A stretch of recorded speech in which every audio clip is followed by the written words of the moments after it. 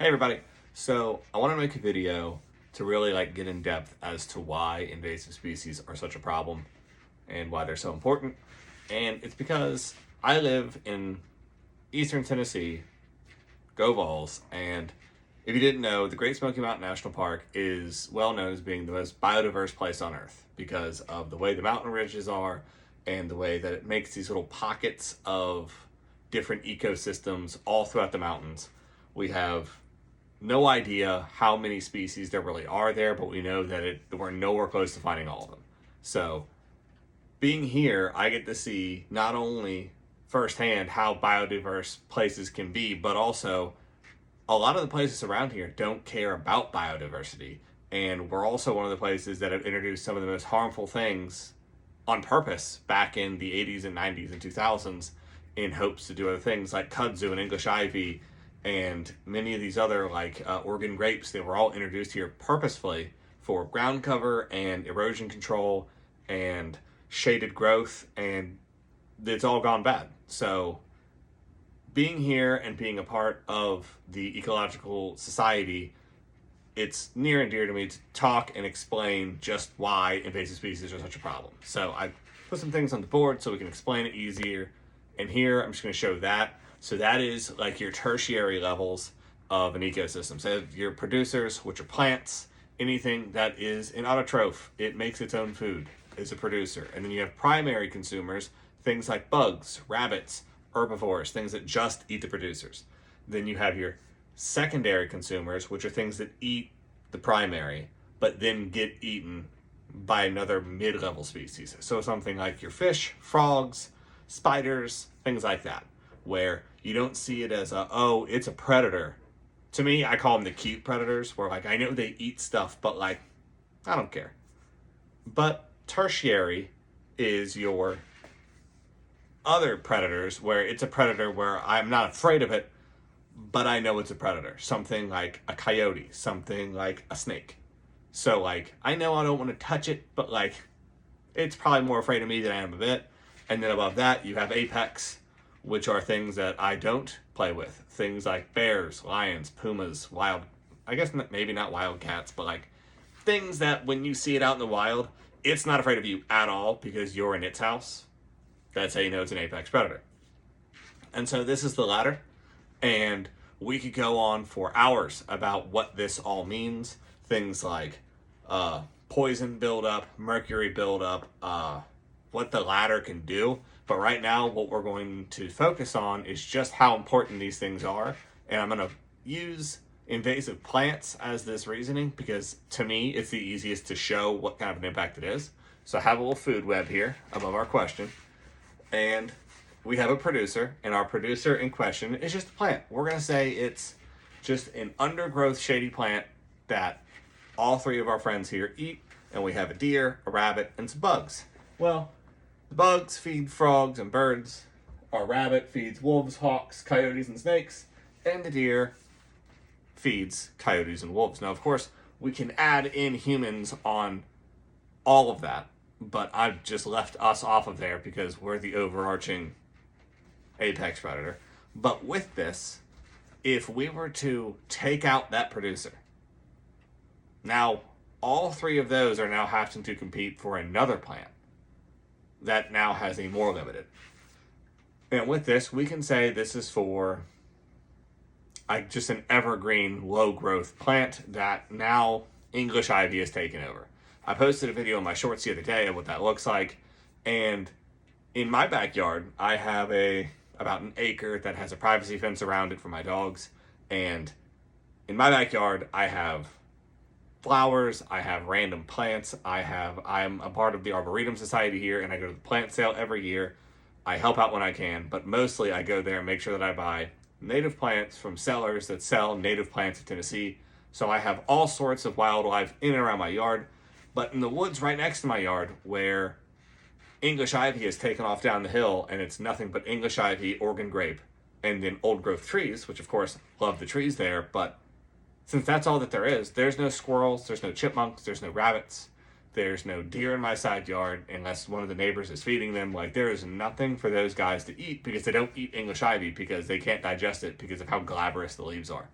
If you walk through the woods and you see kudzu or English ivy, or where I am, Virginia creeper, Oregon grape, things like that, you can look at the leaves, and the leaves don't have bites out of them. The leaves don't have bug bites through them. There's not little holes where you can see caterpillars eating them. There's nothing that eats them in this range. So our producers that are naturally being eaten, they are the niche for it. Our producers can't keep up with that because not only is it a plant that's growing out of control, it's growing out of control because nothing's eating it, because nothing wants to eat it, because either it tastes bad, or it's poisonous, or they just can't digest it, so it's not worth the energy expended.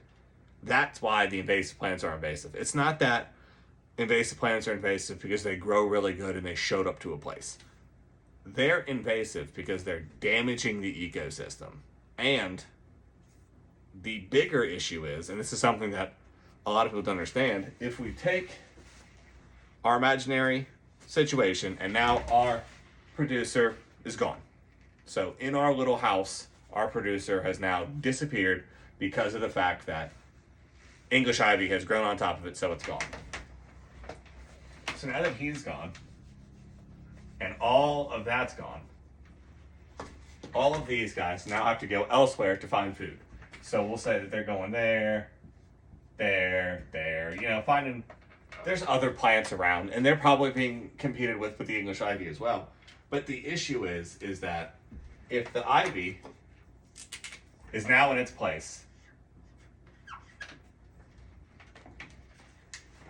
even if we go up there and we eliminate the ivy, like if you have a hillside and ivy took it over completely and you hire a company, and like here in Tennessee, there's a place that will send goats out to your house and eat the ivy and the kudzu, the goats will eat it. But you're just left with a hill because the original plants are gone. And once the original plants are gone, those guys leave too. Like, they don't just show back up overnight. It takes a long time. And that's if they'll ever come back. Because if you live in a place like where I live in a town outside of Knoxville. So when the raccoons, for instance, there's none in my town. I don't see them anywhere. When they left, I mean, I'm sure if we leave out enough stuff, they'll come back. But, like, they have a long transition to come back, and they have a long trek from wherever they are, and they have to find out that the stuff is here again.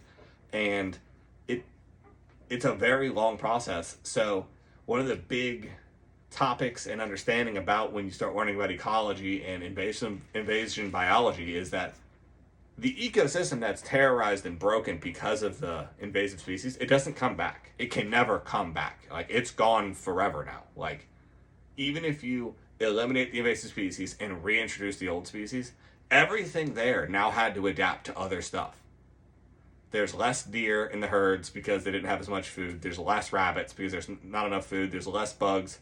And in matters like bugs and rabbits, the biodiversity got bottlenecked as in the deer as well. Deer can move much further distances much easier, so they might just leave and not come back. Like, the biodiversity in the ecosystem is forever changed in that area, and just getting rid of the ivy or the invasive species, it doesn't fix the problem. The problem's there forever now.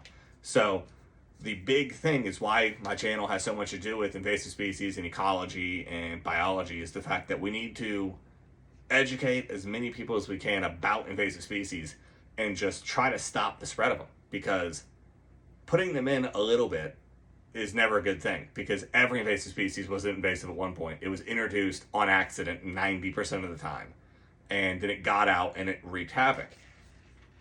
And once the ecosystem's broken, it's broken. It's like a chain. You can't just put it back together. It's going to be a shorter chain because the link is broken.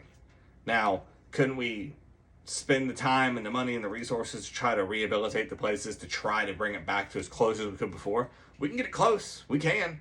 But everything in the system has changed, so we don't even know if they'll acclimate back to trying to look for that plant anytime soon. And that's a lot of money. And if you're in environmental sciences, you know, we already don't have a lot of money. We're already all working on a very small budget. So something like this, where people say, well, you know, invasive species, they're not that bad. They're just new to the area.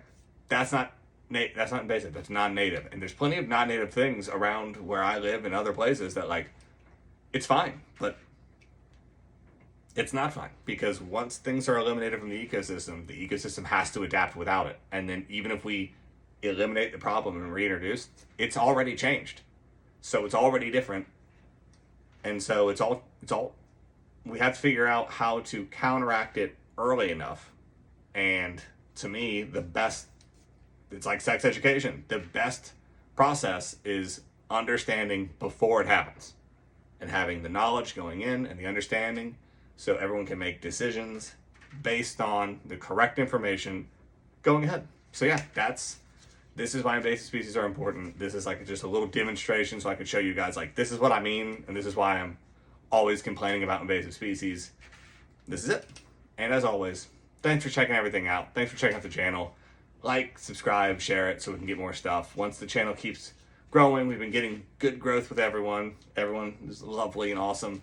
But the more people we get, the faster I can move forward to the end goal, which I will explain in another video what the end goal is going to be. And it's always going to be based around understanding and knowledge and ecological sciences. Thanks, guys.